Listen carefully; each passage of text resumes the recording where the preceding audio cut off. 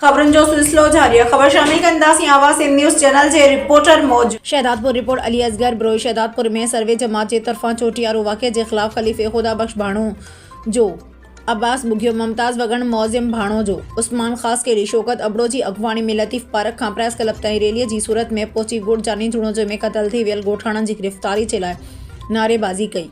उन मौक़े ते मुज़ाहिरीन चयो त सरवरी जमात जा पुरअमन जमात आहिनि। ॻोठ जानी जुणोजो में सरवरी जमात जे ॻोठाणनि खे गोलियुनि हणी क़तल करे ज़ुल्म कयो वियो आहे। मक़तूलनि जा 4 ॾींहं ताईं लाश रोडनि ते पयल रहिया, पर पुलिस ऐं हुकूमत बेवस नज़र आई। रियासत इदारनि समूरी सूरतहाल में को बि किरदारु अदा न कयो।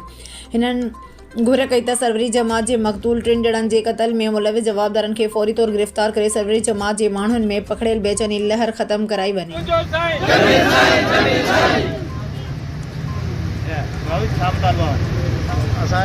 चोटियारी जेके शहीद थिया आहिनि उनखे खून सां इंसाफ़ कयो वञे, कातिलनि खे फिलफोर गिरफ़्तार कयो वञे ऐं जेका असांजी जमायत मंझि बेचैनी आहे उहा ईअं ई ख़तमु थी, न त असां एहतिजाज जो दाइरो सरवरी जमायत वधाईंदी। हींअर थोरे पैमाने ते आहे, पर असां पूरे सिंध में पर पाकिस्तान जे हिसनि में असीं एहतिजाज जो दाइरो वधायूं। असां पीपुल्स पार्टी जो हिसो हुयूं।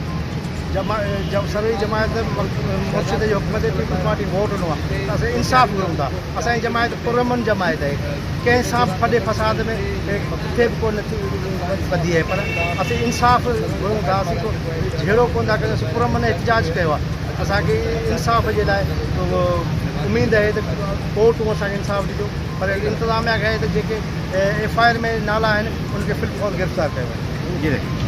असांजो मुतालबो आहे त जेके बि कातिल आहिनि उनखे जल्द जल्द गिरफ़्तार कयो वञे, जिन जे ते राति FIR थी आहे ऐं तमामु बेदर्दीअ सां उनखे क़तलु कयो वियो। उनजे लाइ असांजो पुरअमन एहतिजाज आहे त जीअं उन्हनि खे जल्द सां जल्द गिरफ़्तार कयो वञे। असांजी जमायत सां पुरअमन जेकी जमायत आहे उनखे सां इंसाफ़ कयो वञे।